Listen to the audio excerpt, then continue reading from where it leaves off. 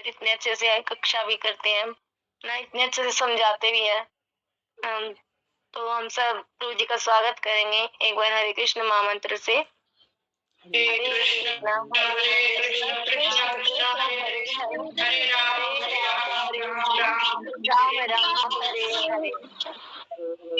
हरे कृष्णा प्रभु जी, start कीजिए प्रभु जी। हरे कृष्णा। आप सभी भक्त इतने अच्छे हैं इसलिए हम थोड़ा बहुत बोल पाते हैं, नहीं तो हमारा सामर्थ्य नहीं है कि हम कुछ बोल पाए। तो बहुत बहुत स्वागत करते हैं। आज हम बबीता माता जी की कैप्टनशिप में हम लोग छत्र छाया में। हरे कृष्णा। तो माता जी मंगलाचरण से स्टार्ट करें। हाँ जी प्रभु जी। हरे कृष्णा। आइए मंगलाचरण करते हैं। ओम अज्ञानतिमिरान्धस्य ज्ञानाञ्जनशलाकः चक्षुरुन्मीलितं येन तस्मै श्रीगुरुवे नमः। श्रीचैतन्यमनोभीष्टं स्थापितं येन भूतले स्वयं रूपं कदा मह्यं ददाति स्वपदान्तिकम्। वन्देऽहं श्रीगुरुवे श्रीयतुपदकमलं श्रीगुरुन् वैष्णवश्च श्रीरूपं साग्रजातं सहगणरघुनाथान्वितं तं सजीवं साधुत्वं सावधूतं परिजनसहितं कृष्णचैतन्यदेवं श्रीराधाकृष्णपादानुसहगणललिता श्रीविशाखा अवन्तश्च। हे कृष्ण करुणा सिंधो दीनबंधो जगतपते गोपेश गोपिका कांत राधा कांत नमस्तुते। तप्त कांक्षन गौरांगी राधा वृंदावनेश्वरी वृषभानुसुते देवी प्रणमामि हरिप्रिये। वाञ्छाकल्पतरुभ्यश्च कृपा सिन्धुभ्यो एव च पतितानां पावनेभ्यो वैष्णवेभ्यो नमो नमः। नमो ॐ विष्णुपादाय कृष्णप्रेष्ठाय भूतले श्रीमते भक्तिवेदांत स्वामिने ते नामने। नमस्ते सरस्वती देवे गौरवाणी प्रचारिणे निर्विशेष शून्यवादी पश्यत देश तारिणी। जय श्री कृष्ण चैतन्य प्रभु नित्यानंद श्री अद्वैत गदाधर शिवासादि गौर भक्त वृंदा। हरे कृष्णा कृष्ण कृष्ण हरे हरे हरे राम राम राम हरे हरे। श्रील प्रभुपाद की जय। ओम नमो भगवते वासुदेवाय। ओम नमो भगवते वासुदेवाय। ओम नमो भगवते वासुदेवाय नमः। श्रील प्रभुपाद की जय। हरे कृष्णा। तो बहुत बहुत स्वागत है श्रीमद् भगवद गीता यथारूप के कार्यक्रम में। तो सबसे पहले गीता पढ़ने से पहले थोड़ा सा गीता को ही हम ग्लोरीफाई करते हैं, है ना, कि इतना सुंदर हमें शास्त्र मिला है। तो यहाँ पे गीता महात्म है एक। गीता सुगीता कर्तव्य किम मान्ये शास्त्र विस्तारे या स्व प्रधन्वश्य मुखपदनीषुतः।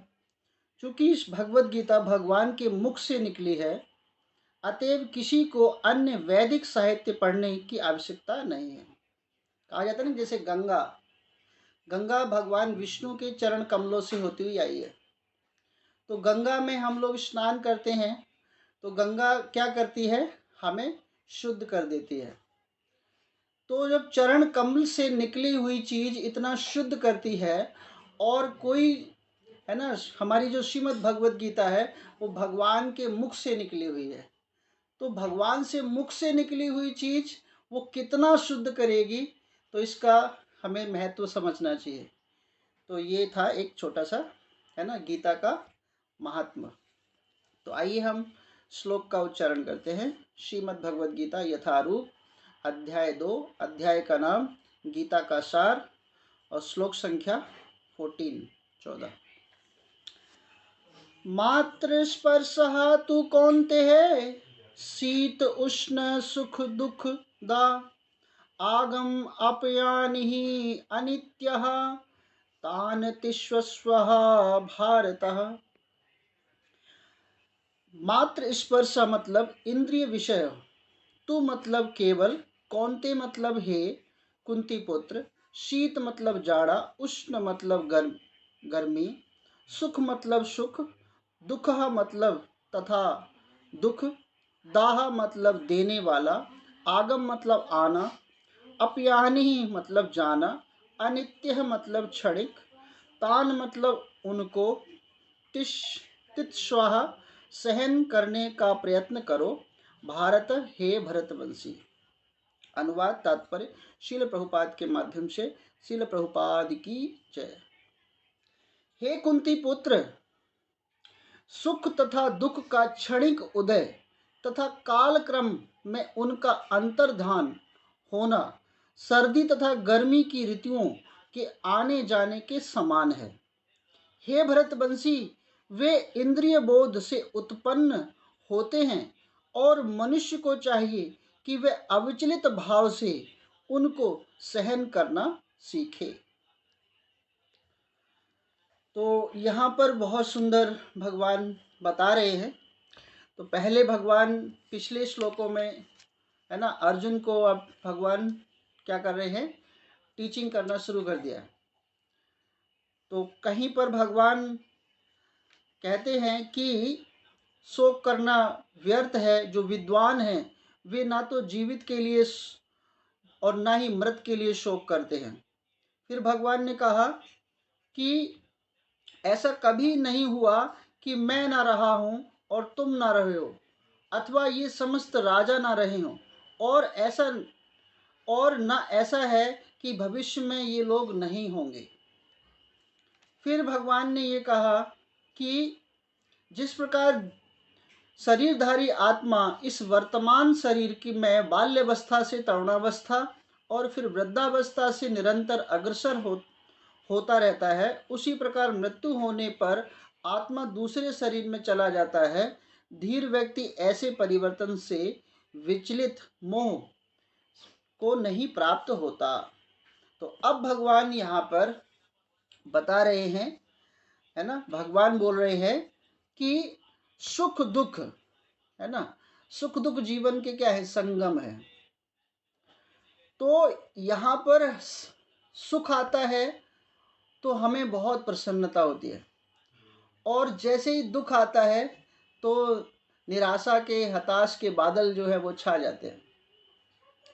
लेकिन भगवान बोलते हैं यहाँ पर कि ये जो सुख दुख है ये क्षणिक उदय, काल क्रम से उनका अंतर्ध्यान, जैसे सर्दी गर्मी की ऋतु आती है उसी तरह सर्दी गर्मी की जो ऋतु है होती है वो आती है चली जाती है, उसी तरह सुख भी अपने आप आएगा और दुख भी अपने आप आएगा और चले जाएगा। हे भरतवंशी, इंद्रिय बोध से ये सब कुछ क्या है ना, इंद्रिय बोध है, मतलब हमारा सुख क्या है, हमारी इंद्रियों में सुख है उत्पन्न होता है, और मनुष्य को चाहिए कि अविचलित भाव से, इसमें विचलित ना हो, अविचलित भाव से उसको सहन करना सीखे।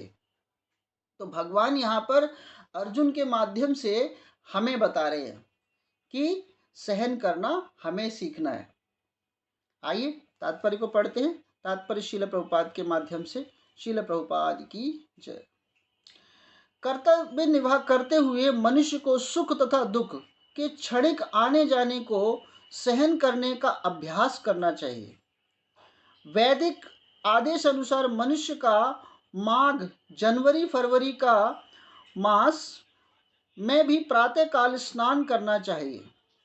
उस समय अत्यधिक ठंड पड़ती है, किंतु जो धार्मिक नियमों का पालन करने वाला है वह स्नान करने में तनिक भी झिझकता नहीं है।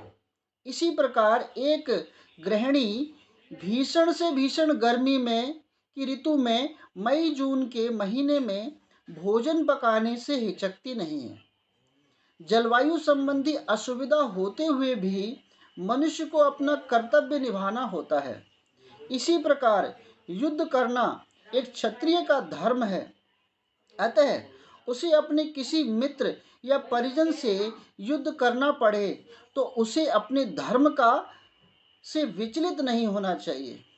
मनुष्य को ज्ञान प्राप्त करने के लिए धर्म की विधि विधान पालन करने होते हैं, क्योंकि ज्ञान तथा भक्ति से ही मनुष्य अपने आप को माया के बंधन से छुड़ा सकता है।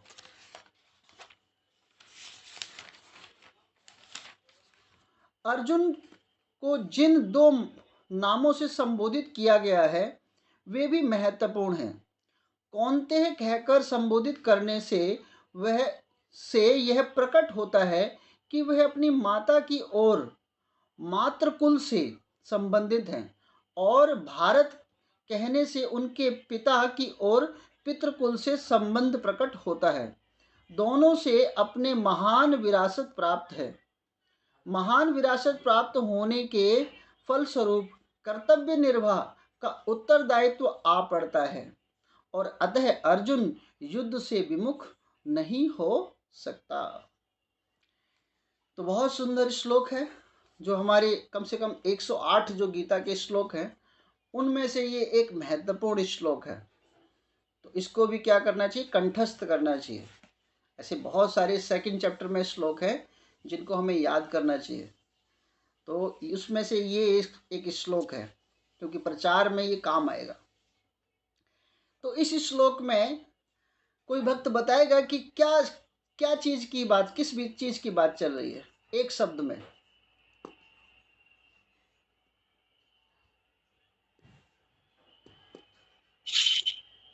इंद्रियों के बारे में। इंद्रियां जो है वो हर चीज को ना नापती है। जी माता जी, थैंक यू सो मच। और कोई भक्त?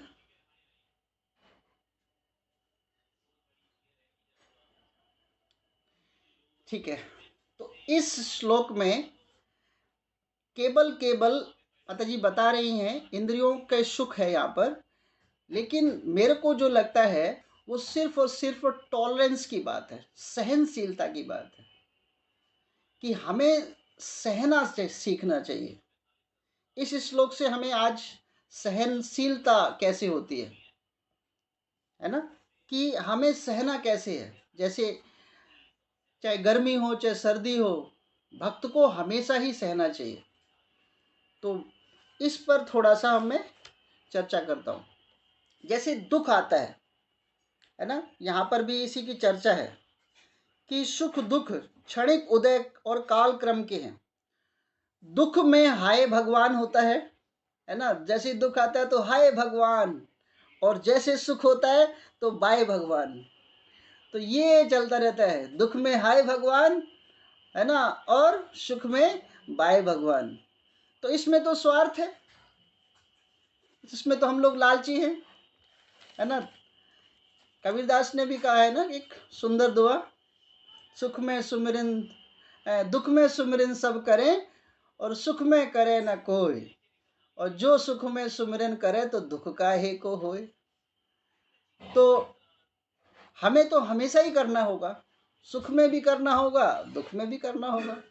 तो ये जो स्वभाव है ना, ये भक्त का स्वभाव होना चाहिए। तो जैसे बुरा समय आता है, तो बुरा समय आता है तो लोगों उसमें क्या होते हैं, या तो कमजोर पड़ जाएंगे या मजबूत हो जाएंगे। तो दोनों स्वभाव हैं।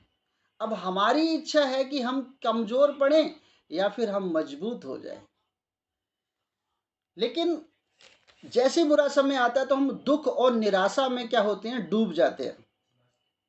लेकिन ये जो समय है वो हमें परिस्थिति से लड़ना सिखाता है, सिचुएशन से हमें लड़ना सिखाता है। अच्छी बुरी परिस्थिति अवश्य, लेकिन अगर हम इन जो सिचुएशंस होती हैं, ये जो अच्छा बुरा जो समय है, इन समय में हमें किसकी शरणागत में जाना चाहिए। जब भी ये अच्छे बुरे समय ये आते हैं तो हमें गुरु की शरण में जाना चाहिए। गुरु की शरण में जाना चाहिए, हमें माता पिता की शरण में जाना चाहिए, बुजुर्ग की शरण में जाना चाहिए या फिर हमें एक महान संत की शरण में जाना चाहिए। तो जो है हम इस समय को, जो बुरा समय आया है, उससे हम क्या हो जाएंगे, बाहर निकल जाएंगे।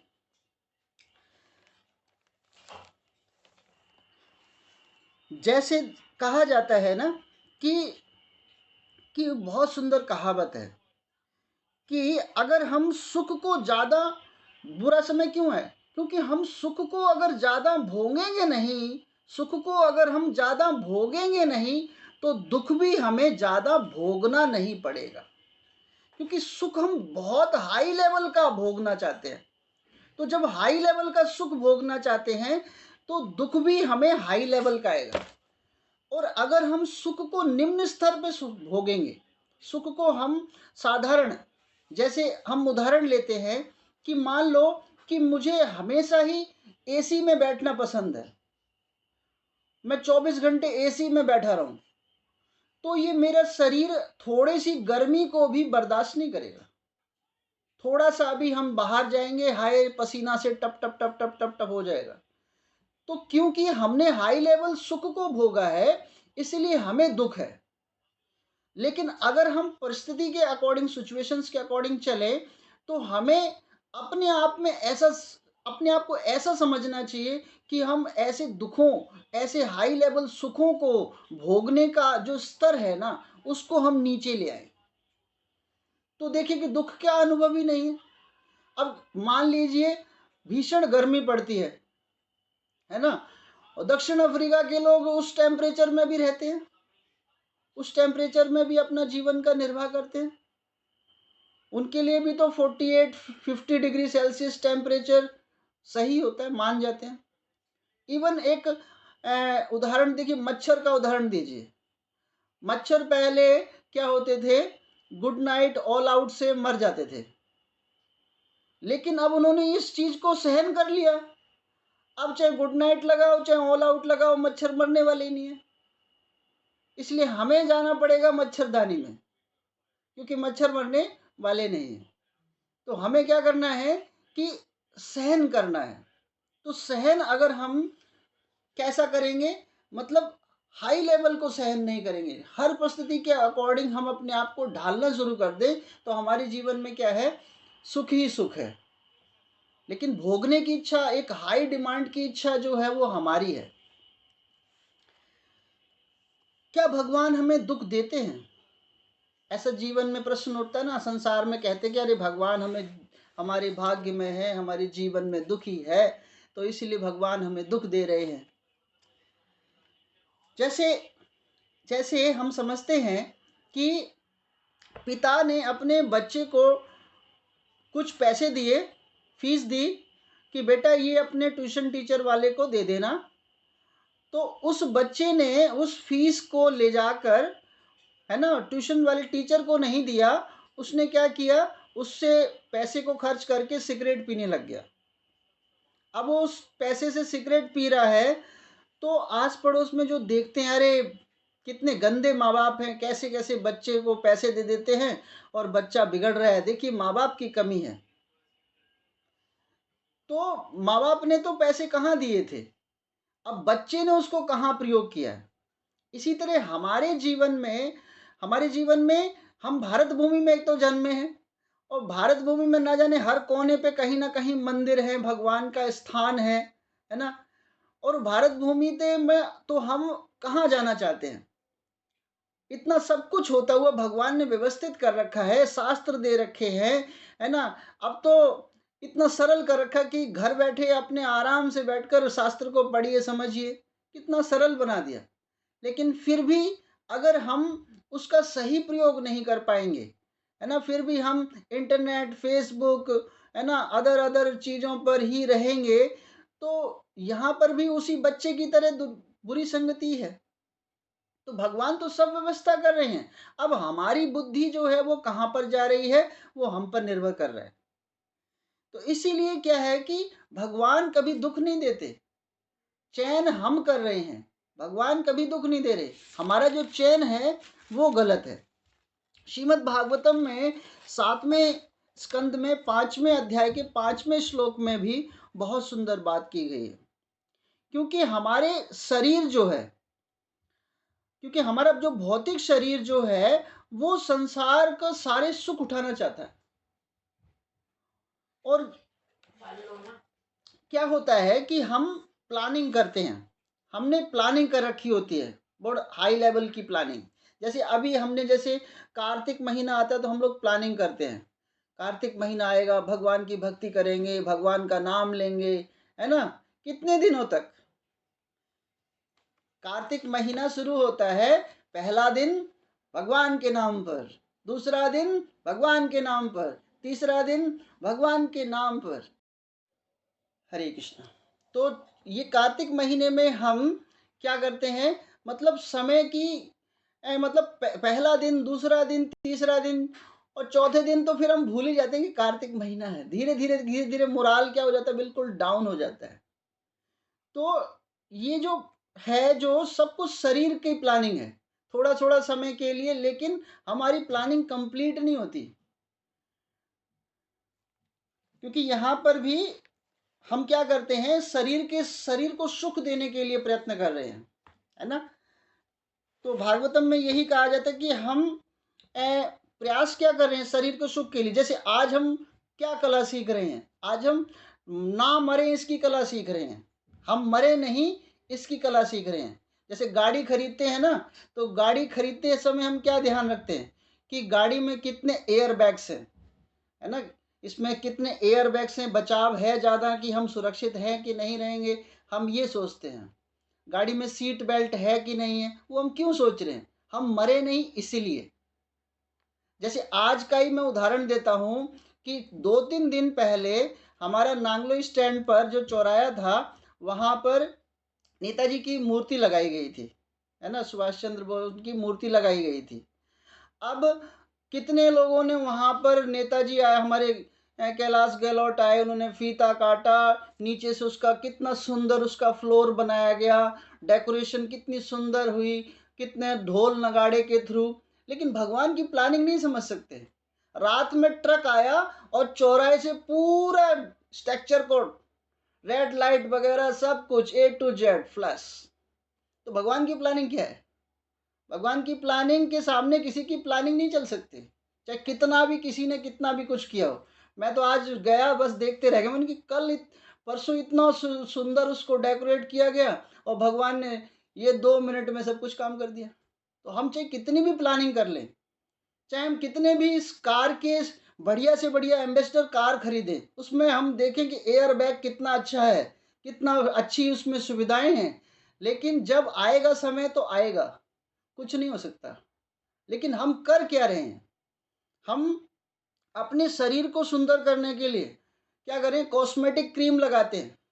कॉस्मेटिक क्रीम से क्या होता है कि हम बूढ़े नहीं होंगे, कॉस्मेटिक क्रीम लगाएंगे फिर भी तो हम बूढ़े ही होंगे। बालों को काला कर लेते हैं तो बाल सफ़ेद नहीं होंगे क्या? चेहरे पर पिंपल्स वगैरह आ जाते हैं, है ना, झुर्रियाँ आ जाती हैं, और क्रीम लगाकर फिर ऐसा लगता है कि जैसे कुछ नहीं। तो ये जो सब कुछ जो हम प्लानिंग करते रहते हैं, ये परमानेंट प्लानिंग नहीं है, ये बस टेम्परेरी प्लानिंग है, दिखाने के लिए प्लानिंग है, नकली है सब कुछ। लेकिन तो हम क्या कर रहे हैं, बस इन्हीं आवरणों में पड़े हुए हैं। हम इस चीज़ को समझ नहीं रहे कि भगवान की क्या प्लानिंग चल रही होगी। जिसका जो समय आएगा वो उस समय तो उसको जाना ही पड़ेगा। माइकल जैक्सन जो था, कितना अपना शरीर पर कार्य करता था, लेकिन, है ना, लेकिन फिर भी उसको जाना पड़ा। तो यहाँ पर भी हमें यही, इस भागवतम के श्लोक में यही कि हमें अपने शरीर के धरातल, है ना, उसके लिए कार्य नहीं करना है। हमारे जो शरीर में अंतर आत्मा बैठी हुई है, उसके लिए हमें क्या करना है, प्रयत्न करना है। अब जैसे हम एक छोटा सा उदाहरण लेकर ही सोचते हैं कि एक बच्चे को अगर हम वीडियो गेम ला के देते हैं, बच्चे को वीडियो गेम लाया, तो बच्चा पहले जब मार्केट जाता है तो पापा पापा प्लीज़ दिला दो ना, दिला दो ना, ऐसा जिद करके बैठ जाता है। फिर पापा उसको दिला भी देते हैं। फिर वो पहले महीने, है ना, पहले दिन उस वीडियो गेम में बहुत इंटरेस्ट दिखाता है, खेलता है उसको, और धीरे धीरे क्या होता है, फिर 2 दिन, 3 दिन, 4 दिन, 1 महीने के बाद वो वीडियो गेम की तरफ नज़र भी नहीं देखता, क्योंकि वो उसको परमानेंट हैप्पीनेस नहीं है। इसी तरह हमारा जो है, हमें परमानेंट हैप्पीनेस में हम नहीं रहते। इसी तरह हमारा जो संबंध बना हुआ है ना, अर्जुन यहाँ पर क्यों उदास है? क्योंकि वो अपने परिवार की फैमिली के बारे में सोच रहा है। और हम भी तो इसी तरह कर्म नहीं कर पाते हैं, आध्यात्मिक कर्म, क्योंकि हम भी परिवार और फैमिली के बारे में हमेशा ही चिंतन करते रहते हैं। तो कोई भी परमानेंट सुख नहीं है कहीं पर भी। जैसे कोई है ना, प्रेमी प्रेमिका होते हैं, शुरू शुरू में कितना प्यार उनमें दिखता है ना। जैसे कभी किसी के संबंध जुड़ते हैं, रिश्ते जुड़ते हैं, तो शुरू में संबंध इतना गहरा होता है कि हाँ, ये इसके लिए मर मिटेंगे। लेकिन जैसे ही दुल्हन घर आ जाती है, उसके 1 महीने बाद, 2 महीने बाद, बस तू मेरी सेवा करती रहे और मुझे बस सेटिस्फाइड रख, और वो भी एक दूसरे को भोगना शुरू कर देते हैं। तो ये जो संबंध है, ये भी कोई परमानेंट संबंध नहीं है। एक दूसरे को क्या है, इसके लिए मैंने पिछली क्लास की थी, सेवावृत्ति और भोगावृत्ति, तो वही होता रहता है। तो यहाँ पर भी हमारा ये कोई परमानेंट संबंध नहीं है। लेकिन भगवान ने कहा है कि ये जब हम भौतिक संबंध जो करते हैं, तो इसका आवरण ऊपर से नीचे की तरफ आता है। लेकिन अगर हमने कहीं पर आध्यात्मिक संबंध बनाए होंगे, तो ये यहाँ से शुरू होगा और ये ऊपर की तरफ बढ़ेगा, है ना। भगवान ने कहा है ना, आनंदाम बुद्धि वर्धनम प्रतिपदम पूर्ण अमृत स्वादनम।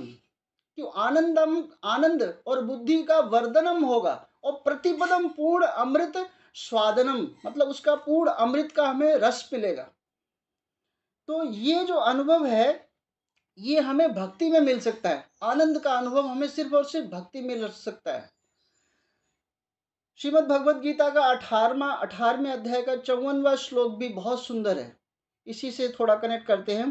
क्योंकि ब्रह्मभूत प्रसन्न आत्मा न सोचती न इच्छति, सम सर्वेषु भूतेषु मत भक्ति लभते परम। क्योंकि जिस प्रकार एक दिव्य पद पर स्थिर वह तुरंत पर ब्रह्म का अनुभव करता है, पूर्णतः प्रसन्न हो जाता है, वह तो कभी शोक नहीं करता और न ही किसी वस्तु की कामना करता है। वह संभाव रहता है और वो मेरी शुद्ध भक्ति को प्राप्त करता है। तो भगवान का भक्त जो है, वो कोई अभिलाषा, इच्छा वगैरह इसको नहीं करता है। वो हमेशा ही क्या है, हर जोन में, हर सिचुएशन में क्या रहता है, प्रसन्न रहता है। भगवान का वो नाम का जप करता है, और भगवान की क्या करता है, हमेशा शरणागति को प्राप्त करता है। हरे कृष्णा कृष्णा कृष्णा हरे हरे, हरे राम राम राम हरे हरे। तो भक्त क्या है, यहाँ पर भी एक टॉलरेंस की बात है, सहने की बात है। जैसे शरीर के धरातल पर हमारे कष्ट है बस, है ना। मन कुछ नहीं भोगता। मन तो जैसे अगर गर्मी आती है तो हमें, है ना, जैसे गर्मी आती है तो हमें एसी चाहिए, सर्दी आती तो हमें हीटर चाहिए। ये किसके लिए चाहिए? हमें शरीर के लिए चाहिए। लेकिन ये सोचिए कि एक माँ, एक पिता और, है ना, एक साधु, ये तीनों लगे रहते हैं, चाहे सर्दी हो, चाहे गर्मी हो, चाहे कुछ भी। माँ कभी भी, मतलब मई जून में कितनी भयंकर गर्मी पड़ती है, लेकिन हम लोग तो शहर में रहते हैं, जो गांव में रहते हैं वो चूल्हे जलाते हैं, चूल्हे पर उन पर उस भीषण गर्मी पे अपने बच्चों के लिए क्या करते हैं, भोजन बनाते हैं। तो माएँ क्या करती हैं, ये माँ ये तो नहीं कहेगी कि नहीं अभी गर्मी है, सर्दी में भोजन बनाऊंगी। क्या माँ ऐसा कहती है? माँ ऐसा तो नहीं करती। पिता कभी ऐसा कहता है कि नहीं इस महीने में नहीं कमाऊंगा, अगले महीने कमाऊंगा, है ना। तो इस प्रकार का जो भाव है, गुरु इसी प्रकार, साधु जो है वो ये नहीं कहता कि अभी सर्दी है तो मैं अभी सुबह सुबह 4:30 बजे स्नान नहीं करूंगा, है ना। कुछ भक्त तो जैसे सर्दी शुरू होती है तो कुछ स्नान नहीं करते, वो फिर परफ्यूम से काम चलाते हैं, है ना। तो इस प्रकार का स्वभाव जो है वो हमारा क्या, जैसे अभी सर्दी शुरू हो जाती है, सर्दी का भी ध्यान रखिए। जैसे सर्दियों में भक्त लोग 8 बजे 7 बजे उठना शुरू हो जाते हैं, तो पूछा जाए कि 8 कितने बजे उठ रहे हैं, बोले अब तो 8 बजे उठते हैं, 7 बजे उठते हैं। बोले पहले तुम तो आप 5 बजे उठ जाते थे। बोला अब सर्दी है ना इसीलिए हम लेट उठ रहे हैं। बोला 8 बजे 7 बजे सर्दी नहीं होती है क्या? सर्दी तो उस समय भी है। ये तो सिर्फ मन का वहम है। इसीलिए भक्त लोग क्या करते हैं, चाहे सुबह 5 बजे हो, चाहे वो 4 बजे हो, जो उन्होंने फिक्स कर लिया है, चाहे सर्दी हो चाहे गर्मी हो, उनको उसी समय उठना है और उसी समय आध्यात्मिक कर्म करने हैं। तो इस प्रकार हमें भक्तों को क्या करना चाहिए, टॉलरेंस करना चाहिए, हर जगह सहनशील बनना चाहिए, है ना। तो जैसे बहुत सुंदर उदाहरण आता है कि भृगु मुनि जो थे, है ना, भृगु मुनि परीक्षा ली है उन्होंने। उन्होंने ब्रह्मा विष्णु और महेश तीनों की परीक्षा ली भृगु मुनि ने। तो सबसे पहले वो ब्रह्मा के पास जाते हैं। तो ब्रह्मा के पास जैसे जाते हैं तो वो परीक्षा ले रहे हैं, उन्होंने ब्रह्मा को ना प्रणाम नहीं किया। तो जब ब्रह्मा को प्रणाम नहीं किया तो ब्रह्मा कुछ बोले तो नहीं, लेकिन क्या किया, मन ही मन में उन्होंने कहा कि कैसे ये इन्होंने प्रणाम नहीं किया, मतलब मन ही मन में खिज रहे थे। जैसे कहते हैं ना कि सास बहू में लड़ाई होती है ना। सास खरी खोटी सुनाती है बहू को और बहू चुपचाप सुनती है ना। सुबह शाम सास खरी खोटी सुना रही है, बहू चुपचाप सुनती है। तो पड़ोस वाली ने सोचा कि ये सास तो सुनाती रहती है और बहू जो है सुनती रहती है, जरा ऊपर से चढ़ के देखूं तो सही बहू क्या कर रही है। तो जैसे उसने देखा कि ऊपर से झांक के देखा, बोले सास सुना रही है और बहू चिढ़ा रही है, उल्टा सीधा करके चिढ़ा रही है। तो ब्रह्मा जी ने कुछ बोला नहीं, लेकिन मन ही मन में तो खिंच गए कि इस भिगु मुनि ने मुझे प्रणाम क्यों नहीं किया। तो ये जो खिजना भी है ना, ये भी एक अपराध है। तो ब्रह्मा जी का वहां पर क्योंकि भृगु मुनि क्या कर रहे थे, ये जांच रहे थे कि भगवान कौन है। तो फिर वो किसके पास गए, शिव जी के पास गए। तो शिव जी के पास जब पास में गए तो वहां पर शिव जी के भाई हैं, तो एकदम शिव जी भागे चले आए, है ना। शिव जी भागे जब आ रहे हैं तब उन्होंने कहा रुको रुको रुको। बोले मैं आलिंगन करूंगा, गले लगाऊं। बोले आलिंगन तो करो। भिगु मुनि बोले कि आलिंगन तो बाद में करना, पहले तुमने नहाया है, नहाया है कि नहीं नहाया, तुम्हारे तो शरीर में बदबू आ रही है। तो यहाँ पर भिगु ने अपनी वाणी से भी वो किया, तो लेकिन, है ना, तो शिव जी ने सहा नहीं। बोला कहाँ है त्रिशूल, अभी लाओ। अभी अभी मतलब भिगु मुनि को त्रिशूल से, तो पार्वती मैया ने उनको रोका। तो वहां पर भी क्या है, शिव जी ने भी सहन नहीं किया। लेकिन जब विष्णु के, है ना, विष्णु भगवान लेटे हुए थे, है ना, तब वो वहां पर गए। तो भृगु मुनि ने क्या किए, उनकी छाती पर पैर रख दिया, छाती पर पैर रख दिया। तो विष्णु एकदम उठे और कहा, भृगु मुनि से कहा, हे महात्मा, मेरा शरीर वज्र के समान है और कहीं आपके कोमल पैरों पर कोई कष्ट तो नहीं हुआ। तब उन्होंने समझ में आया कि ये जो विष्णु है यही भगवान है। तो जब तक हम सहन नहीं करते तब तक हम किसी चीज को प्राप्त नहीं कर सकते, है ना। कि पहचान होती है, भक्तों की पहचान हो जाती है कि हमने कितना सहा है।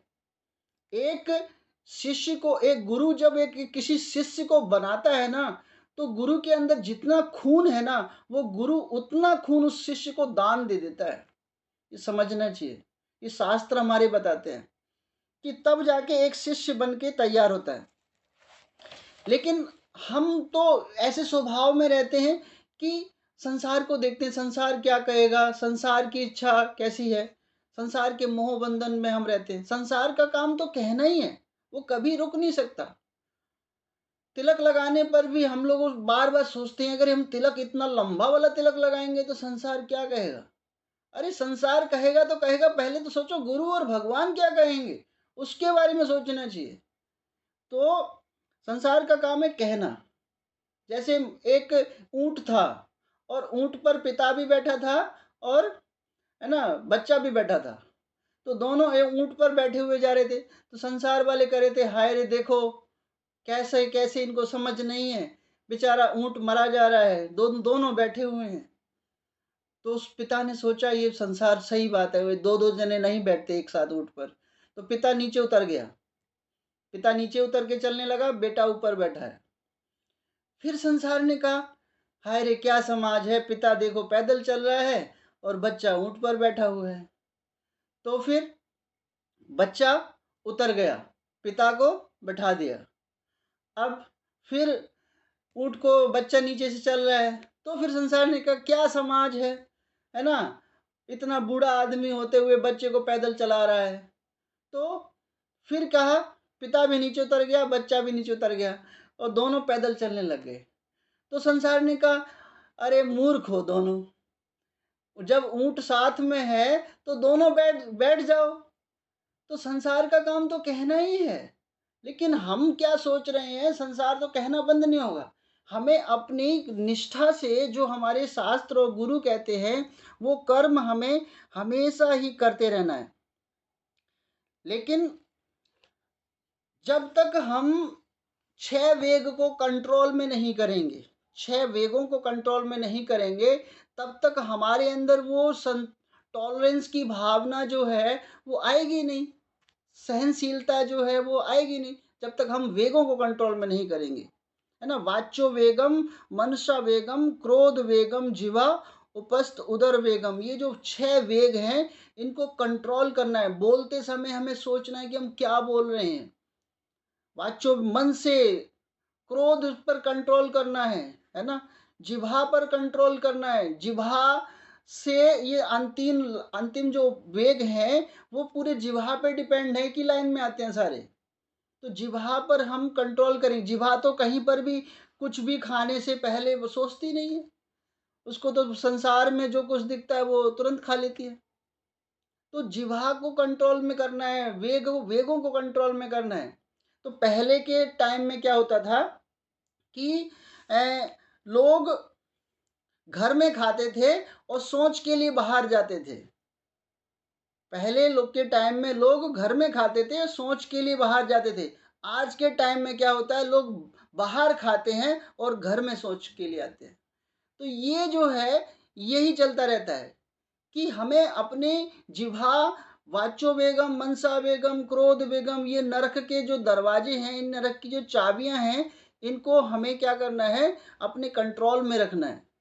तब हम ये सहनशीलता, जैसे यहाँ पर भी कितना सुंदर है कि सुख दुख का क्षणिक जो है, सुख दुख क्षणिक है, इससे आएगा जाएगा, लेकिन हमें क्या करना है, इससे सेटिस्फाइड, इसमें क्या घबराना नहीं है। हमें अपने यहाँ पर भी भगवान बोलते हैं तुम क्षत्रिय हो अर्जुन, तुम क्षत्रिय हो। तो क्षत्रिय को चाहे अपना कर्तव्य नहीं भूलना है, चाहे उसका मित्र हो तब भी उसके सामने अपने कर्तव्य को निभाना है, जो तुम्हारा कर्तव्य है। तो इस प्रकार भगवान इस श्लोक में यहाँ पर हर परिस्थिति में कंट्रोल करने के लिए, सहनशील होने के लिए, कर्तव्य को करते रहने के लिए भगवान बोल रहे हैं। तो यह श्लोक यही समझाता है। और अगर कुछ त्रुटि हुई हो तो मैं माता जी क्षमा चाहता हूँ। और आपको अच्छा लगा तो मेरे सभी गुरुओं का है, आप सभी भक्तों का है। Thank you so much. Hare Krishna माता जी। हरे कृष्णा प्रभु जी, बहुत बहुत धन्यवाद प्रभु जी। जैसे आप तो प्रोफेशनल भी टीचर और आध्यात्मिक भी टीचर, इतने सुंदर तरीके से आपने बताया, इतने सुंदर से श्लोक इतना अच्छे से आपने समझाया, बहुत सुंदर, एक एक शब्द को, एक एक वाक्य को कितने अच्छे से बताया आपने। इसके लिए बहुत बहुत धन्यवाद प्रभु जी। और हम भी ये समझ पाए थोड़ा सा, और थोड़ा अगर कोई और भी इसमें कोई ऐड करना चाहता है तो कर सकता है। विनीता माता जी आप कीजिएगा पहले। धन्यवाद माता जी। जैसे प्रभु जी ने तो सब कुछ बता ही दिया, इतने अच्छे अच्छे एग्जाम्पल, मतलब प्रेजेंट लाइफ से भी एग्जाम्पल लेकर के बता दिया, तो कुछ है ही नहीं इसमें। लेकिन फिर भी थोड़ा सा, क्योंकि ये हमारे क्लास का एक रूल बन गया है कि दो दो शब्द जोड़े, है ना, तो चेन हम बना रहे हैं ऐसा, इसलिए मेरा भी ये है कि जोड़ूं मैं भी इसमें, क्योंकि इसमें इस श्लोक में जो आया है ना, पहला ही शब्द जो है ना, मात्रा स्पर्श, है ना। तो मात्रा मतलब क्या है, इंद्रियां। क्योंकि इंद्रियां जो होती है ना वो हमेशा सुख और दुख दोनों को नापती है। कुछ भी कष्ट होगा ना तो ज्यादा हो गया, कम हो गया, होता है ना ऐसा। और मान लो कि भूख लगी है हमें, तो क्या होता है, ज्यादा भूख लगी है, मुझे जल्दी खट्टे भोजन चाहिए ना। गर्मी बहुत ज्यादा हो गई है, मई जून का महीना आने वाला, बहुत ज्यादा गर्मी आने वाली है, ज्यादा मीठा खा लिया है ना। तो हम जो हमारी जो बाह्य इंद्रियां है उनसे हम तो केवल दिन भर नापते ही रहते हैं, है ना। और इसीलिए दुखी होते रहते हैं, ज्यादा कम बस यही करते रहते हैं। लेकिन हमें ये नहीं करना है कि हमें समभाव रहना है ना, समभाव रहना। दुख आए तो भी उसे सहे और समभाव रहे, और सुख आए तो उसमें भी, क्योंकि दोनों में ही विहल हो जाना। सुख आ रहा है तो खूब उदंडता कर रहे हैं, कूद मचा रहे हैं, बिल्कुल कि मेरे जैसा कोई है ही नहीं। और दुख आया तो इतना सर पीट पीट करके बिल्कुल मृत्यु को प्राप्त हो जाए, ऐसा भी नहीं करना चाहिए। तो दोनों में बैलेंस करके रहना है, क्योंकि ये समझना पड़ेगा कि सुख और दुख जो है ना वो पिछले जन्मों के प्रारब्ध की वजह, जो हमने किया उसकी वजह से ही मिल रहा है। क्योंकि ये बात प्रहलाद महाराज जी भागवतम में बोलते हैं। जब प्रहलाद महाराज बहुत छोटे हैं और अपने दोस्तों के साथ खेलते हैं, तो दोस्तों को कभी चोट लग जाता है, क्योंकि वहाँ प्रहलाद महाराज वो दैत्यों के बालक थे, है ना। प्रहलाद महाराज भी दैत्य के ही बालक थे, तो उनके सखा भी दैत्य ही थे, तो सबकी वृत्ति दैत्यों वाली थी। लेकिन प्रहलाद महाराज पे विशेष कृपा थी कि वो भगवान के भक्त थे, भगवान का नाम वो जपते थे, है ना। तो इसलिए उनपे विशेष कृपा थी। इसलिए प्रहलाद महाराज को ये समझ था कि जो भी हमें सुख मिलता है या दुख मिलता है वो हमारे विगत जो हमने कर्म किए हैं पहले, और तो उसी प्रारब्ध की वजह से हमें मिलता है। अगर कोई बहुत धनी है तो उसने कुछ ऐसा किया होगा, उसकी वजह से वो धनी है, या उसके पास सारी सुख सुविधाएं हैं। लेकिन ये जो सुख सुविधाएं या धन मिलते हैं तो वो भी इस संसार में बांधने वाले होते हैं, है ना। क्योंकि भगवान क्या कहते हैं कि इस जगत में आए हो ना तो आसानी से निकल के नहीं जाओगे, है ना। तो दुर्गा देवी क्या करती है कि बांधने लगती है, खूब सारा सुख सुविधा देने लगती है। तो ऐसा मनुष्य ऐसा होता है कि उसमें और फंसता चला जाता है। लेकिन जो जो संभव रहते हैं, चाहे उनके पास कुछ भी आ जाए, उनको पता है कि हमें ये तो भगवान का खेल है, और मुझे तो अपने जो जहाँ से मैं आया वहां जाना है, तो उसमें वो लगा रहता कि उसके लिए मार्ग बनाते रहता, तो वो संभाव में रह सकता है ना। तो यही करना चाहिए। और इस श्लोक में भगवान ने अर्जुन को कौन्तेय और भारत करके बताया है। तो प्रभु जी ने भी बोला कि कौन्तेय और भारत बताया। तो कौन्तेय करने बोलने का अर्थ क्या है, क्योंकि अर्जुन जो है वो बिल्कुल दुर्बल हो रखा था, वो मन से दुर्बल हो रखा था। तो इसलिए कौन्तेय मतलब कि कुंती महारानी जो है वो बहुत बड़ी एग्जाम्पल है कि उन्होंने सुख और दुख दोनों में भी, उनके पास इतने दुख आए, इतने दुख आए। क्योंकि कुंती महारानी जो थी वो राजा सूरसेन की पुत्री, है ना। वासुदेव की बहन थी वो तो, है ना। वासुदेव की बहन थी, इतने इतना समृद्धि था उनके पास, इतना सुख उन्होंने भोगा था। और फिर जब वो सूरसेन ने उनसे भी महान राजा को, कुंती भोज को जब गोद दे दिया, तो वहां तो इतना मतलब लाड़ प्यार से वो पली। उसके बाद जब उनकी का ब्याह हो गया पांडु से, है ना। ब्याह के पहले भी जब वो दुर्वासा मुनि ने वरदान जो दे दिया था कि पुत्रवती होने का, तो जब कर्ण का जन्म हुआ तो उनके लिए कितना मतलब मुश्किल वो सिचुएशन था कि एक जो लड़की है ब्याह नहीं हुआ और उसका पुत्र हो गया, तो उन्होंने कितना मुश्किल होगा एक स्त्री के लिए, बहुत वो कठिन है कि अपने पुत्र का त्याग करना। तो उन्होंने नदी में कर्ण को बहा दिया था, है ना। और कर्ण जो है दूसरी जगह जाके पलता है। तो बहुत मुश्किल सिचुएशन था वो। उसके बाद कुंती महारानी का ब्याह होता है तो थोड़े दिन तक सुख सुविधा मिलती है ना। पांडु से ब्याह होता है, लेकिन फिर बाद में श्राप मिलने के बाद की वजह से वो जंगल में जाकर रहना पड़ता है पांडु के साथ। उसके बाद फिर पांडु को और भी श्राप मिल जाता है जब उन्होंने तीर से मार देते हैं, है ना। तो फिर पांडु की मृत्यु हो जाती है। और जो 3 पुत्र होते हैं, फिर पुत्रों को कितना मुश्किल से लालन पालन करती हैं। उसके बाद भी थोड़ा सा सुख आता था और दुख ज्यादा आता था उनके पास। फिर भी कुंती महारानी क्या कहती है भगवान से, ये भगवान मुझे आप दुख ही ज्यादा दो, क्योंकि दुख में आपका मैं सुमिरन कर पाती हूँ, आपको मैं याद कर पाती हूँ, है ना? तो मुझे दुख ही दुख दो भगवान, कष्ट ही कष्ट दो।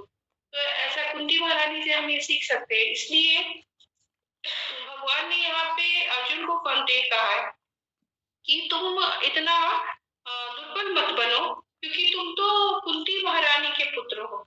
तो वैसा तुम में क्यों नहीं, क्योंकि होता है ना, जब पिता या माता का जो कैरेक्टर है हम एक्सपेक्ट करते हैं कि बच्चे में भी आए। तो वही भगवान कह रहे हैं कि तुम तो कुंती महारानी की पुत्र हो, इतनी महान जो स्त्री है, जो कि सुख दुख सब में संभाव रहती है। इतने कष्ट आए लेकिन उसको उन्होंने सहा। तो तुम क्यों नहीं, ऐसा छोटा सा कष्ट आया तुम्हारे सामने, तुम उसको क्यों नहीं सह पा रहे हो, है ना? तो यही है भगवान का कुंती महारानी कौंतेय बोलने का अर्थ, यहाँ पे ये हम समझ सकते हैं। और भारत तो क्योंकि भारत के वंशज हैं और इतने महान भारत राजा जो थे भरत, है ना, कि शुरू से ही बलवान थे, पराक्रमी थे। तो अर्जुन मतलब माता और पिता दोनों के तरफ से बहुत ही परिपूर्ण थे, शक्तिशाली थे, है ना? तो हर चीज में बहुत आगे थे, फिर भी वो युद्ध करने में पीछे जा रहे हैं, अपने कर्तव्य से वो पीछे हट रहे हैं। इसलिए उनको बल देने के लिए भारत और कौंतेय बोला है भगवान ने। इससे यही सीख सकते हैं, और सब कुछ तो प्रभु जी ने बता ही दिया है, तो कुछ बचा ही नहीं है। ये बहुत सुंदर श्लोक है और इसको बिल्कुल अपने हृदय में उतारना चाहिए कि हमें भी सुख दुख दोनों में ना संभाव रहने का प्रयास करना चाहिए। क्योंकि हम तो भगवान के उपदेश को पढ़ भी रहे, सुन भी रहे, लेकिन ना जब सिचुएशन आता है ना तो सब भूल जाते हैं। तो भूलना नहीं है, भूलेंगे ना तो इसीलिए हृदय में उतार लेना है इसको, क्योंकि जो चीज हृदय में रहेगा ना तो वो तो माइंड में आएगा, और जो चीज हम माइंड में भर के रखते हैं ना वो थोड़ी देर में वैनिश हो जाता है।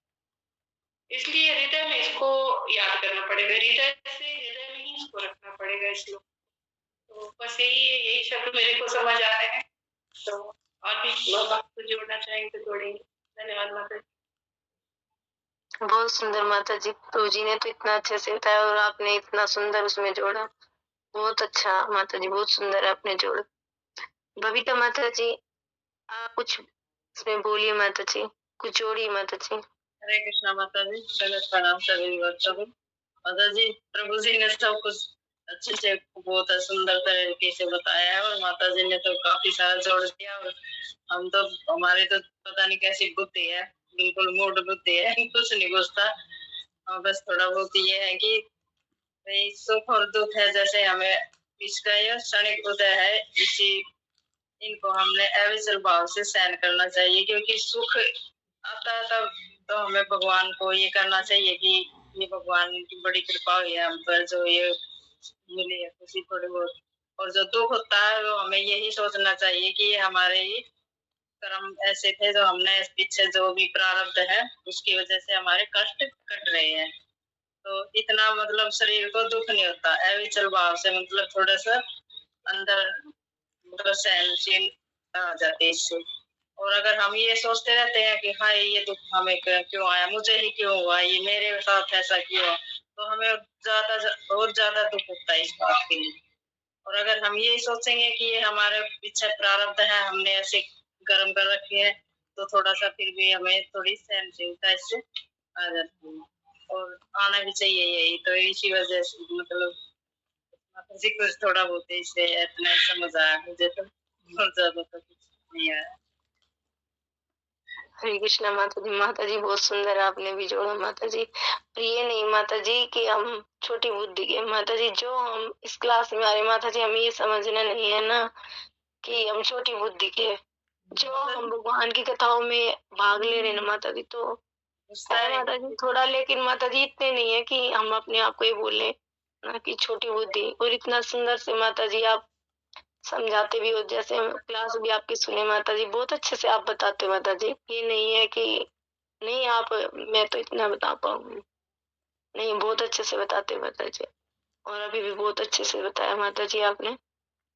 और हिमांशी माता जी, प्रभु जी, हरे कृष्णा। हरे कृष्णा माता जी, हरे कृष्णा प्रभु जी, सबको दंडवत प्रणाम। माता जी, प्रभु जी ने इतना सुंदर समझाया, जैसे कि वो श्लोका वाचो वेगम मनसा क्रोध वेगम। सबसे पहले तो हमारा वाच का वेग है, बोलने का या मुख का, है ना, कि हम अपनी टंग को कंट्रोल नहीं कर पाते, चाहे वो बोलने की बात हो या खाने पीने की बात हो। बाहर निकल जाते हैं, प्रसाद हो ना हो, हमें बस लगता है प्याज लहसुन नहीं है ना, मतलब अलाउड है, खा सकते हैं, और उसी में हम खा भी लेते हैं। मतलब हम पाप को अपने अंदर ले रहे हैं, हमें पता है वो पाप है, फिर भी हम उसको ले रहे हैं, ये समझ के कि हाँ मतलब ये खाने की चीज है, जबकि वो पाप है असली में। मतलब हम ब्रह्मभूत नहीं है, अभी हम जीव भूत है। जीव भूत यानी हमारा मटेरियल कॉन्सेप्ट ऑफ लाइफ, हम अपने बॉडीली अपनी मटेरियल आंखें हैं उनसे देखते हैं, मटेरियल कान है उनसे सुनते हैं, और वही मटेरियल जीव है, जो भी सेंसेस है हमारे मटेरियल हो रखे बहुत है, इसलिए हम कुछ सही नहीं कर पाते। अब यही कहते हैं ना कि अगर तुम मनुष्य हो तो तुम्हारे अंदर ये 4 द्वेष तो होंगे ही। पहला चीटिंग करने का, हमारे सामने कोई भी हो, हमारे अंदर वो चीटिंग करने का ना प्रोपेंसिटी बनी रहेगी थोड़ी बहुत। जैसे कि बचपन में ही हमें चॉकलेट वगैरह मिलती है और हमें उसको बांटना होता है ना अपने भाइयों बहनों में, तो दूसरे को कम देते हैं, अपने आप ज्यादा ले लेते हैं, चाहे वो थोड़ा सा भी ले रखा हो। तो ये हमारा बचपन से चीटिंग करने की प्रोपेंसिटी बनी हुई है, उन सबको चेंज करना बहुत मुश्किल है। इसलिए भगवान जी ने श्लोका में भी शायद यही इसीलिए कहा है कि हमें बॉडीली कॉन्सेप्ट ऑफ लाइफ को नहीं देखना, हमें अंदर बैठे हुए जीव को देखना, उनके साथ जो परमात्मा है उन पे हमें फोकस करना है। वैसे ही हमारे 2.12 में भी नात्वा एवं हम जातु नासम, इस श्लोक में भी भगवान जी ने यही बताया है कि ऐसा कोई समय नहीं था कि जब हम एग्जिस्ट नहीं करते थे, ऐसा कोई समय नहीं होगा जब हम एग्जिस्ट नहीं करेंगे। तो थैंक यू प्रभु जी, थैंक यू माता जी, इतना सुंदर समझाने के लिए। सभी भक्तों को दंडवत प्रणाम। हरे कृष्ण। हरे कृष्णा। बहुत सुंदर माता जी, आपने भी बहुत अच्छे से बताया। इतनी प्यारी आपकी आवाज है ना, और इतना प्यार से, इतना जितने आप छोटे ना उससे ज्यादा हम सोचते हैं ना कि हम बड़े, लेकिन हम उम्र में बड़े, लेकिन ज्ञान में हमको ऐसा लगता है कि आप छोटे छोटे बच्चे ना हमसे ज्यादा जो है ना समझ पाते हो, और छोटे कितना सुंदर आप बताते ना, हम इतना नहीं बोल पाते और इतना नहीं बता पाते हैं, लेकिन आपने ना इतना सुंदर से कितना अच्छा इसको बताया। सो धन्यवाद माता जी। प्रभु जी हरे कृष्णा। विक्रम प्रभु जी, सीमा माता जी, आप कुछ बताइए प्रभु जी। हरे कृष्णा माता जी, हरे कृष्णा प्रभु जी, सबको दंडवत प्रणाम। प्रभु जी ने बहुत अच्छा आज समझाया, और आज की क्लास बहुत अच्छी रही थी। तो माता जी मेरे को बाकी तो सब भक्तों ने बता दिया, तो मेरे को थोड़ा बहुत और जो लग रहा है वो ये है कि तो जैसे सुख और दुख है वो जो ऋतुओं के बराबर है, तो मतलब जो हमारी ड्यूटी होती है वो हमें किसी भी हाल में निभानी होती है। तो ऐसे भगवान जो है वो अर्जुन को कह रहे हैं कि ये ऋतु के समान कैसे भी सुख दुख आते रहेंगे, आपको अपना कर्तव्य निभाना है। तो ऐसे ही आपको युद्ध भी करना चाहिए, क्योंकि जैसे कुंती महारानी एक क्षत्राणी थी, आप भी क्षत्रिय हो तो आपको भी युद्ध करना चाहिए। यही है माता जी। बहुत बहुत सुंदर प्रभु जी, बहुत अच्छे से बताया प्रभु जी आपने भी। भावना माता जी, हरे कृष्णा माता जी। हरे कृष्णा माता जी, सभी भक्तों को दंडवत प्रणाम। आज की क्लास बहुत ही सुंदर थी, प्रभु जी ने इतनी सुंदर तरीके से समझा एग्जाम्पल्स के साथ। उनकी क्लास तो अच्छी होती है, उनके लिए बहुत धन्यवाद, और सभी भक्तों ने इतना सुंदर जोड़ा। बस मैं भी यही कहना चाहूंगी माता जी कि आज की क्लास में मुझे यही समझ में आया है कि भगवान जी हमें यही बताना चाह रहे हैं, भगवान अर्जुन को यही शिक्षा दे रहे हैं कि हम शरीर नहीं आत्मा है। जैसे कि आगे के श्लोकों में भी हमने समझा कि हम शरीर नहीं आत्मा है। तो अगर हम सुख दुख को, यहाँ पे प्रभुपाद जी ने सर्दी और गर्मी की तुलना दी है, मतलब उस तरीके से एग्जाम्पल से हमें समझाया है कि आत्मा को ना सुख होता है ना दुख होता है, ना सर्दी लगती है ना गर्मी लगती है। मतलब जो भी कर्म करता है, जो हमें होता है वो हमारा शरीर ही करता है, वो उसको भोगना पड़ता है। हमारे जो प्रारब्ध है वो हमें किसी न किसी रूप में भोगने ही पड़ेंगे। जैसे हमने बाकी कथाओं में भी सुना है कि जो कहते हैं ना भक्ति नहीं करते, जो पाप मुक्त जीवन जी रहे हैं, तो वो एकदम सुखी है, इतने ऊंचे स्थान पे है, वो किसी ना मतलब उनकी जिंदगी में हर तरह का सुख है। अगर हम देखें। और जो भक्ति करते हैं उनके में मतलब दुख है, स्टोरीज में हम देखते हैं।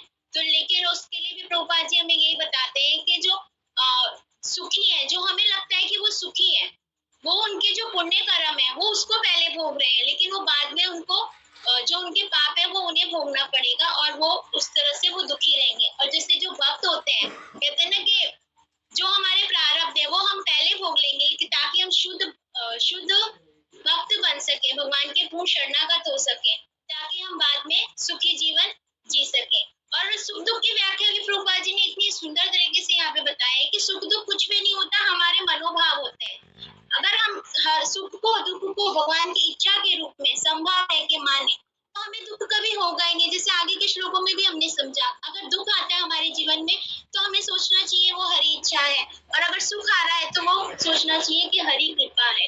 इसका जैसे एक लेक्चर में मैंने सुना था कि बाहर के देशों में एक प्रभु जी भक्त थे, तो वो टेम्पल में आते हैं और वो मतलब वहाँ के जो हेड होते हैं, जो प्रभु जी होते हैं, वो उनसे कहते हैं कि मैं दीक्षा लेना चाहता हूँ। तो वो बोलते हैं कि आपने क्या क्या भक्ति करी है, आप मतलब भगवान को जानते हो, अपने बारे में बताओ। वो हर चीज उनको बताते हैं। तो वो प्रभु जी कहते हैं ठीक है, आप ना बाहर वेट कीजिए, जब दीक्षा देनी होगी हम आपको अंदर बुला लेंगे।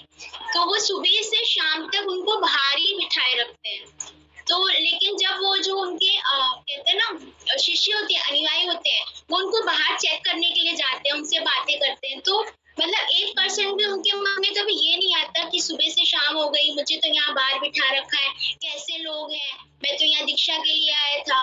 मतलब हम लोग जैसे हम बद्ध जीव है, हम तो क्रिटिसाइज करना शुरू कर देते हैं, कितनी देर हो गई, हमको वेट करना पड़ रहा है, कि कुछ समझते ही नहीं है, दूसरे का समय नहीं होता।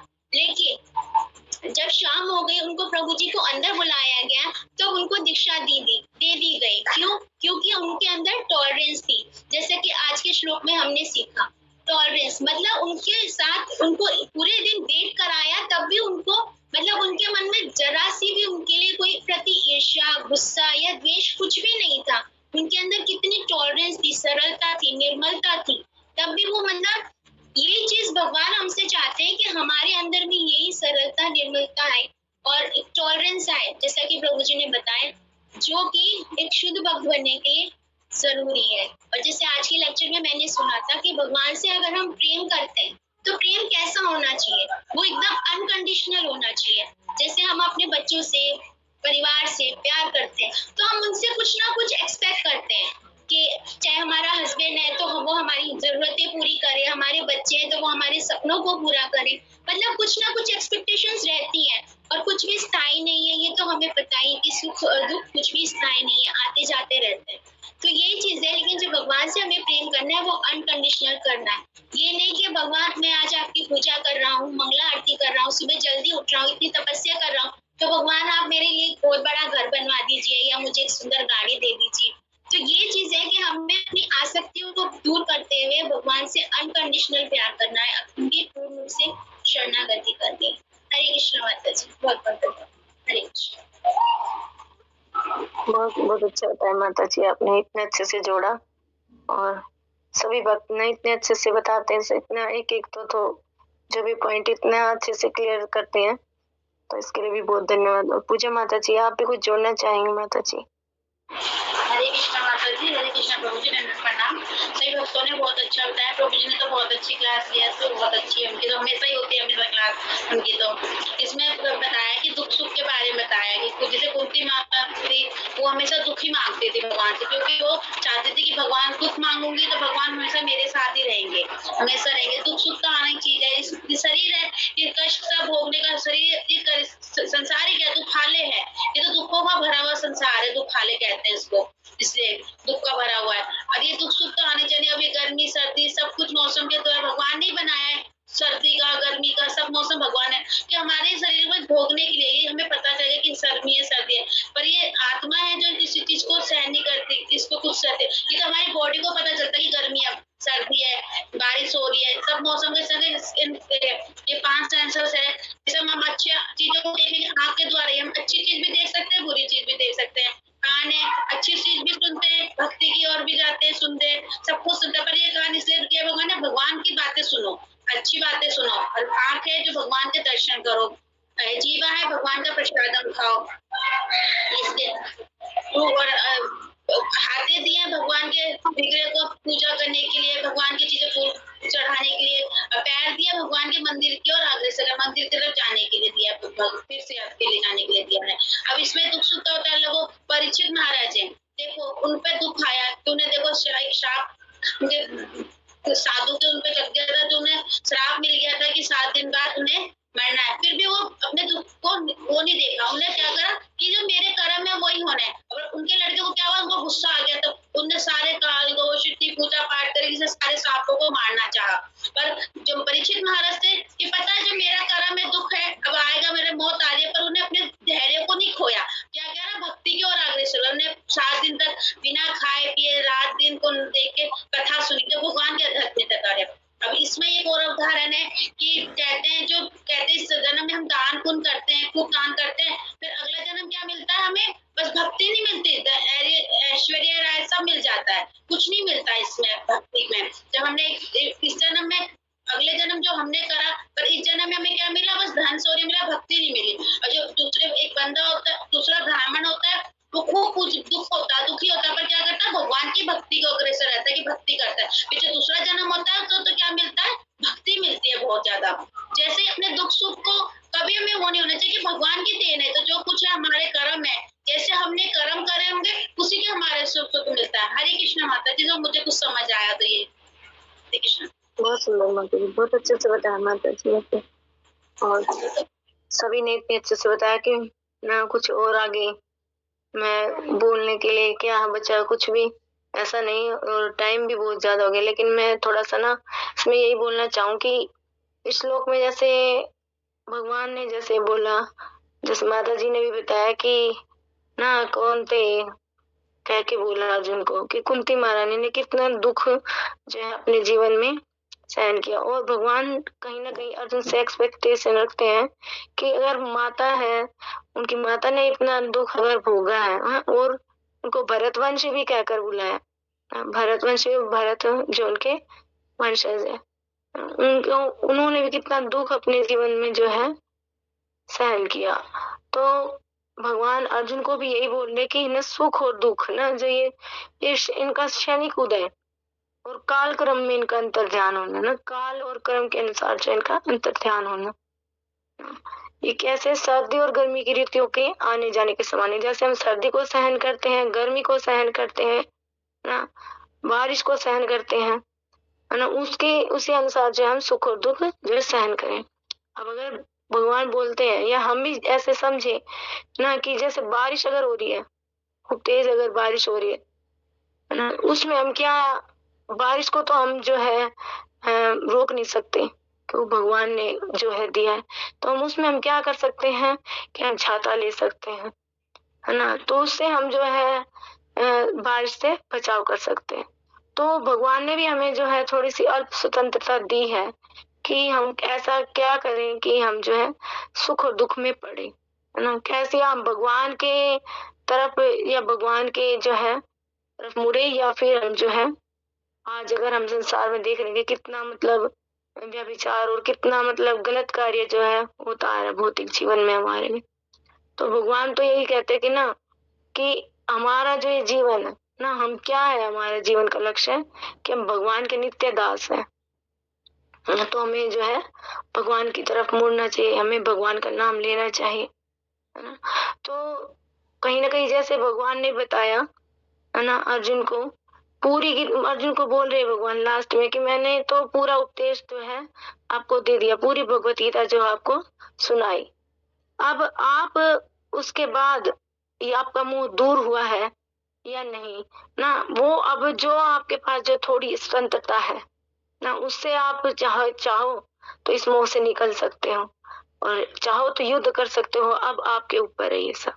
वैसे ही भगवान ने जो है, हम इसको ऐसे भी समझ सकते हैं, जैसे अगर हम किसी भी जूस की दुकान पे अगर हम जाते हैं, है ना, वहां पे हम देखते हैं कि हमें कौन सा जूस पीना है, वहां पे सब तरह के जूस होंगे, सेब का भी जूस होएगा, एप्पल जूस, मैंगो जूस, अगर वहां पे हमने देखा कि कोई बोतल के ऊपर है ग्रीन कलर का, उसके अंदर जूस है, और हमने बस ये देखा नहीं कि वो कौन सा जूस है, बस हमने सोचा कि ये तो अंगूर का जूस है, और हमने बोतल का ढक्कन खोला और जैसे ही पिया तो इतना कड़वा है वो जूस।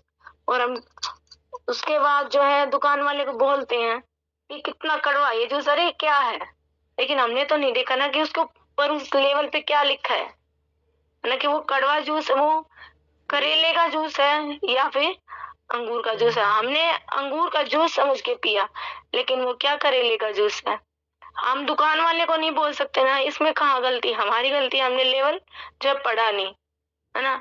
इसी तरह भगवान ने ये बोला कि हमें जो है अल्प स्वतंत्रता भगवान ने दी है कि आप कैसा कर्म करो, और जैसा हम करेंगे उसी तरह से हमें जो सुख और दुख जो है हमें सहन करने पड़ेंगे।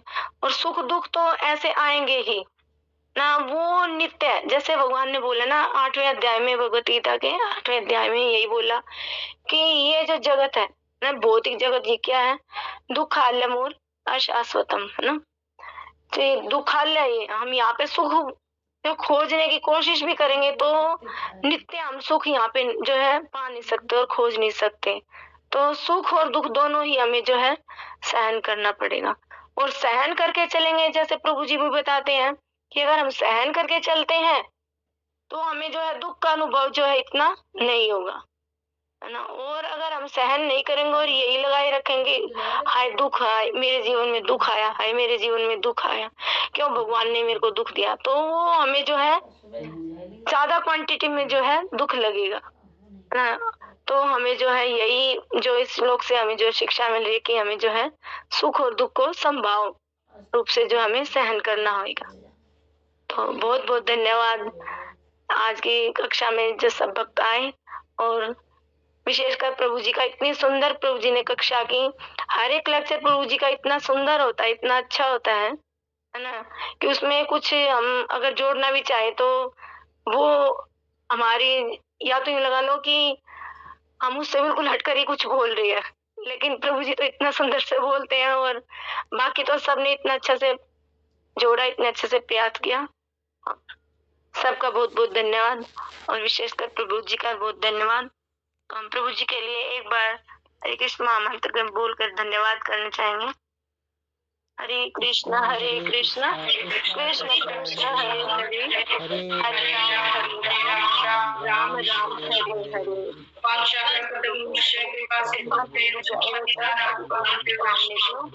सभी नमो नमः। सभी भक्तों का बहुत धन्यवाद। हरे कृष्ण।